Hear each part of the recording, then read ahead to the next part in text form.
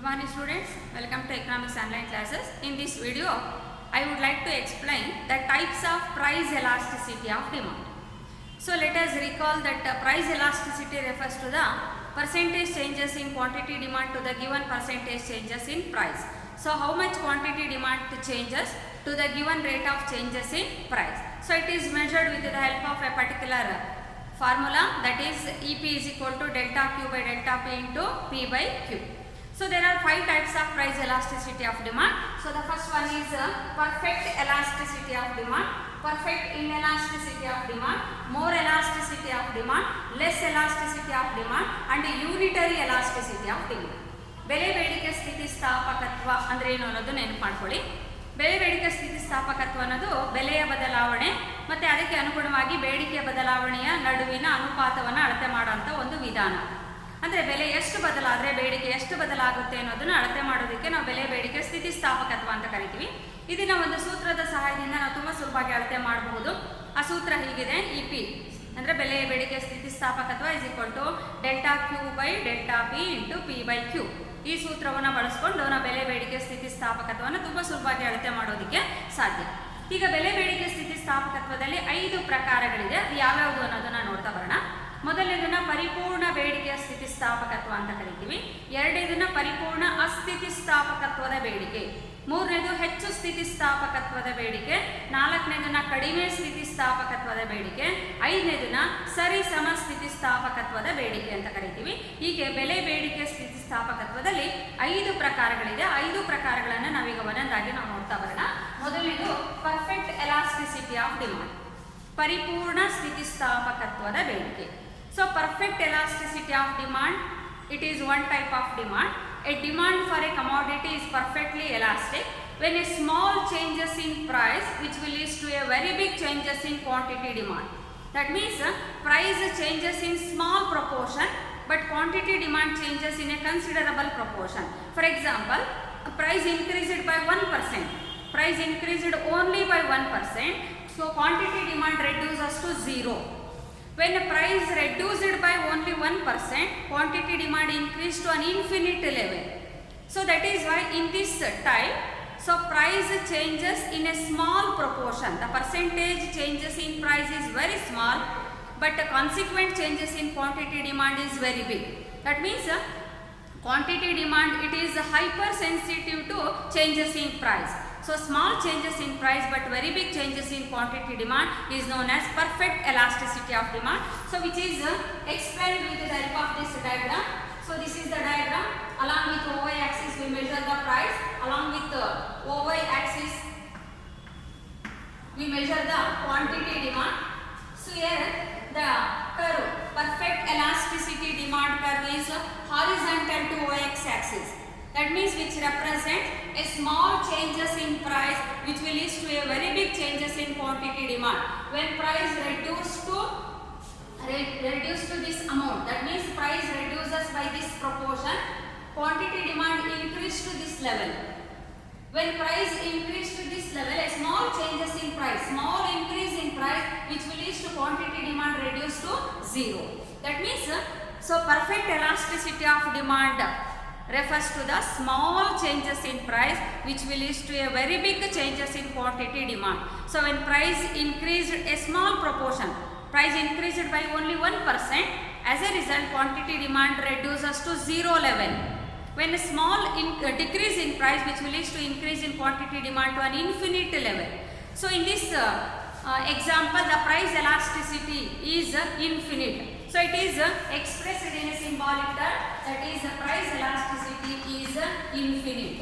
So perfect elasticity of demand, it is expressed in a symbolic term, that is EP is infinite. That means small changes in price which will lead to a very big changes in quantity demand. And another one is perfect inelasticity of demand.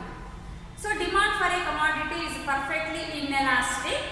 That means whatever may be the changes in price, whether price increases or reduces, but quantity demand remains same. That means quantity demand, it has no response to changes in price. Whether price increases, price reduces but quantity demand remains same. There is no changes in quantity demand. Quantity demand has no response to changes in price. So that type of price elasticity is known as perfect inelasticity of demand. So this type of elasticity is explained with the help of this diagram. So along with y-axis we measure the price, along with y-x we measure the quantity demand. So this is the perfect inelasticity demand curve. This is vertical to y-x axis, which represent that whatever may be the price, the quantity demand remains same.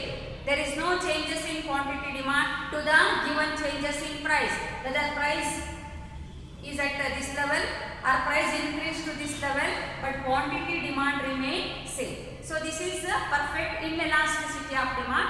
Symbolically it is expressed as price elasticity or EP is 0.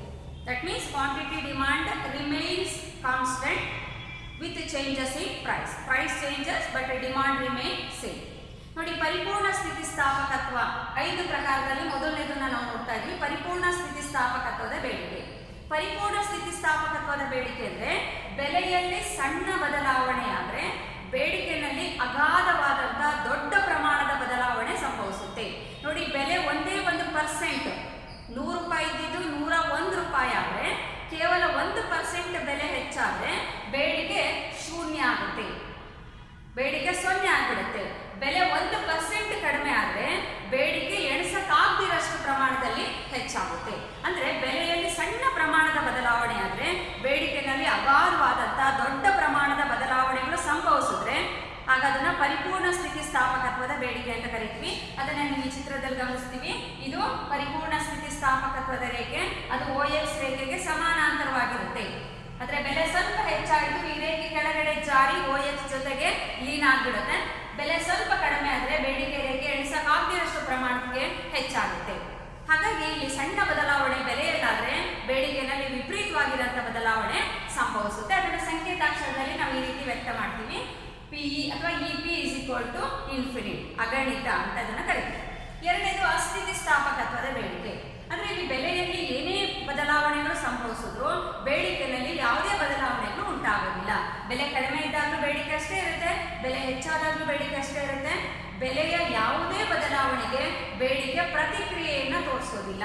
ಬೆಲೆ ಅತ್ಯಂತ ಕೆಳಮಟ್ಟದಲ್ಲಿದ್ದಾಗಲೂ ಬೇಡಿಕೆ OM ಅಷ್ಟೇ ಇದೆ ನೋಡಿ, OM ನಲ್ಲಿ ಏನೂ ಬದಲಾವಣೆ ಆಗಿಲ್ಲ. ಇಲ್ಲಿ ಅಸ್ಥಿತಿಸ್ಥಾಪಕತ್ವ ರೇಖೆ OX ರೇಖೆಗೆ ಲಂಬವಾಗಿದೆ. ಆದರೆ ಬೆಲೆಯಲ್ಲಿ ಯಾವುದೇ ಬದಲಾವಣೆಗಳು ಸಂಭವಿಸಿದ್ರು ಬೇಡಿಕೆಯಲ್ಲಿ ಏನೂ ಬದಲಾವಣೆಗಳು ಆಗದೆ ಹೋದ್ರೆ ಅದನ್ನ ಪರಿಪೂರ್ಣ ಅಸ್ಥಿತಿಸ್ಥಾಪಕತ್ವ. ಅಂದರೆ ಬೇಡಿಕೆ ರೇಖೆ ಹಿಗ್ಗೋದು ಇಲ್ಲ, ಅದು ಕುಗ್ಗೋದು ಇಲ್ಲ, ಅದು ಸ್ಥಿರವಾಗಿರುತ್ತೆ. ಅದನ್ನ ಅಸ್ಥಿತಿಸ್ಥಾಪಕತ್ವದ ಬೇಡಿಕೆ ಅಂತ ಕರಿತೀವಿ. ಅದನ್ನ ಸಂಕೇತಾಕ್ಷರದಲ್ಲಿ EP is 0 ಅಂತ ಕರಿತೀವಿ. So demand remains 0. That means whatever may be the price, the quantity demand remains same. For example, price changed by 30% but quantity demand remains same. So 0 divided by any number equals to 0. So EP is 0. That means no changes in quantity demand with changes in price. ಇನ್ನು ಮೂರನೇ ವಿಧಕ್ಕೆ ಬಂದರೆ more elasticity of demand ಅನ್ನೋದು ಇನ್ನೊಂದು ವಿಧ. More elasticity means changes in quantity demand is more than changes in price. So changes in demand is more compared to changes in price. For example, price changed by 10%, quantity demand changed by 30%. So as a result, the ratio is 3. The price elasticity is 3. The percentage change in price is 10. Percentage change in quantity demand is 30. That means changes in quantity demand is more than changes in price. So this type of elasticity is known as more elasticity of demand. So this is explained with the help of a diagram. So the original price is OP, the original quantity demand is OM. The price increased from P to P1. As a result, the demand reduces from M to M1. So observe the changes in price and changes in quantity demand. So changes in price is less compared to changes in quantity demand. So when price increased by 10%, quantity demand reduced by 30%. So the proportionate changes in demand is more compared to proportionate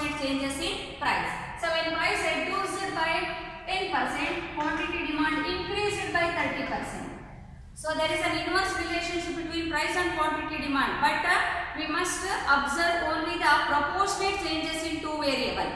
So the changes in price is less compared to changes in quantity demand. When price increased by 10%, quantity demand reduced by 30%. When price reduced by 10%, quantity demand increased by 30%. So changes in demand is more than changes in price. So this type of elasticity is known as more elasticity. So symbolically it is expressed as EP greater than 1. ಇಲ್ಲಿ ಹೆಚ್ಚು ಸ್ಥಿತಿಸ್ಥಾಪಕತ್ವದ ಬೇಡಿಕೆ ಅಂತ ಕರಿತೀವಿ. ಬೆಲೆಯ ಬದಲಾವಣೆಗಿಂತ ಬೇಡಿಕೆ ಬದಲಾವಣೆ ಹೆಚ್ಚಾಗಿರುತ್ತೆ. ನೋಡಿ, ಬೆಲೆ 10% ಬದಲಾದ್ರೆ ಬೇಡಿಕೆ 30% ಬದಲಾಗುತ್ತೆ. ಇವೆರಡರ ಅನುಪಾತವನ್ನು ನಾವು 3 ಅಂತ ಕರಿತೀವಿ. ಅಂದ್ರೆ ಒಂದಕ್ಕಿಂತ ಹೆಚ್ಚಾಗಿದೆ. ಬೆಲೆಯ ಬದಲಾವಣೆ ಕಡಿಮೆ, ಬೇಡಿಕೆ ಬದಲಾವಣೆ ಹೆಚ್ಚು. ಇದನ್ನ ಈ ಚಿತ್ರದಲ್ಲಿ ನೋಡೋದಾದ್ರೆ ಈ OX ನಲ್ಲಿನ ಬೇಡಿಕೆನ OY ನಲ್ಲಿ ಬೆಲೆನ ಅಳತೆ ಮಾಡಿದ್ದೀವಿ. ಇಲ್ಲಿ ಪ್ರಾರಂಭದ ಬೆಲೆ OP ಇದೆ, ಪ್ರಾರಂಭದ ಬೇಡಿಕೆ OM ಇದೆ. ಬೆಲೆ P ಇಂದ P1 ಗೆ ಹೆಚ್ಚಾಗಿದೆ, ಅದರಿಂದ ಬೇಡಿಕೆ M ಇಂದ M1 ಗೆ ಕಡಿಮೆ ಆಗಿದೆ. ಬೆಲೆ P ಇಂದ P2 ಗೆ ಕಡಿಮೆ ಆದಾಗ ಬೇಡಿಕೆ M ಇಂದ M2 ಗೆ ಹೆಚ್ಚಾಗಿದೆ. ಆದ್ರೆ ಇಲ್ಲಿ ಬದಲಾಗುವ ಪ್ರಮಾಣವನ್ನು ನೀವು ಗಮನಿಸ್ರಿ. ಬೆಲೆಯ ಬದಲಾವಣೆಗಿಂತ ಬೇಡಿಕೆ ಬದಲಾವಣೆ ಹೆಚ್ಚಾಗಿದೆ. ನೋಡಿ, ಬೆಲೆ 10% ಹೆಚ್ಚಾದ್ರೆ ಬೇಡಿಕೆ 30% ಕಡಿಮೆ ಆಗಿದೆ. ಬೆಲೆ 10% ಕಡಿಮೆ ಆಗಿದ್ದಕ್ಕೆ ಬೇಡಿಕೆ 30% ಹೆಚ್ಚಾಗಿದೆ. ಆದರೆ ಬೆಲೆಯ ಬದಲಾವಣೆಗಿಂತ ಬೇಡಿಕೆ ಬದಲಾವಣೆ ಪ್ರಮಾಣ ಹೆಚ್ಚಾಗಿತ್ತು ಅಂದ್ರೆ ಅದನ್ನ ಹೆಚ್ಚು ಸ್ಥಿತಿಸ್ಥಾಪಕತ್ವದ ಬೇಡಿಕೆ ಅಂತ ಕರೀತೀವಿ. And the fourth one is less elasticity. So percentage changes in price is more, percentage changes in demand is less. That means percentage changes in demand is less than percentage changes in price. So here the example, the price changed by 10%, as a result quantity demand changed by only 5%. So percentage changes in demand is less compared to percentage changes in price. So the ratio is 0.5 less than 1. So here the diagram. So the original price is OP, original demand is OM, price increased by P to P1, but quantity demand reduced from M to M2, and the price reduced from P to P2, quantity demand increased from M to M2. So observe the changes in price and changes in quantity demand. So the gap between P, P1, P2 and M, M1, M2. So changes in quantity demand is less compared to changes in price. So changes in price is more, changes in quantity demand is less. That means quantity demand responds less to changes in price. So symbolically it is expressed as EP less than 1. ಇಲ್ಲಿ ಕಡಿಮೆ ಸ್ಥಿತಿಸ್ಥಾಪಕತ್ವದ ಬೇಡಿಕೆ ಅಂತ ಕರೀತೀವಿ. ಇಲ್ಲಿ ಬೆಲೆಯ ಬದಲಾವಣೆಗಿಂತ ಬೇಡಿಕೆ ಬದಲಾವಣೆ ಕಡಿಮೆ ಇರುತ್ತೆ. ನೋಡಿ, ಬೆಲೆ 10% ಬದಲಾದ್ರೆ ಬೇಡಿಕೆ ಕೇವಲ 5% ಮಾತ್ರ ಬದಲಾಗುತ್ತೆ. ಇವೆರಡರ ಅನುಪಾತ 1ಕ್ಕಿಂತ ಕಡಿಮೆ ಇರುತ್ತೆ. ಅದನ್ನ ಚಿತ್ರದಲ್ಲಿ ನೋಡೋದಾದ್ರೆ ನೋಡಿ, ಬೆಲೆ P ಇಂದ P1 ಗೆ ಹೆಚ್ಚಾಗಿದ್ರಿಂದ ಬೇಡಿಕೆ M ಇಂದ M1 ಗೆ ಕಡಿಮೆ ಆಗಿದೆ. ಬೆಲೆ ಇಳಿದಿದ್ರಿಂದ ಬೇಡಿಕೆ ಹೆಚ್ಚಾಗಿದೆ. ಆದರೆ ಬೆಲೆಯ ಬದಲಾವಣೆ ಎಷ್ಟು, ಬೇಡಿಕೆ ಬದಲಾವಣೆ ಎಷ್ಟು ಅನ್ನೋದನ್ನ ನೀವು ಈ ಅಂತರದಲ್ಲಿ ನೀವು ಗಮನಿಸಬಹುದು.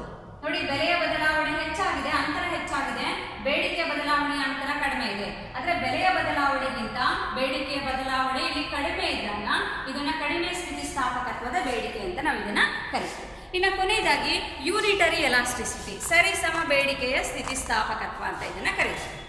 ಸರಿಸಮ ಬೇಡಿಕೆ ಸ್ಥಿತಿಸ್ಥಾಪಕತ್ವನ ನಾವು ಈ ಚಿತ್ರದ ಮೂಲಕ ನಾವು ನೋಡ್ತೀವಿ.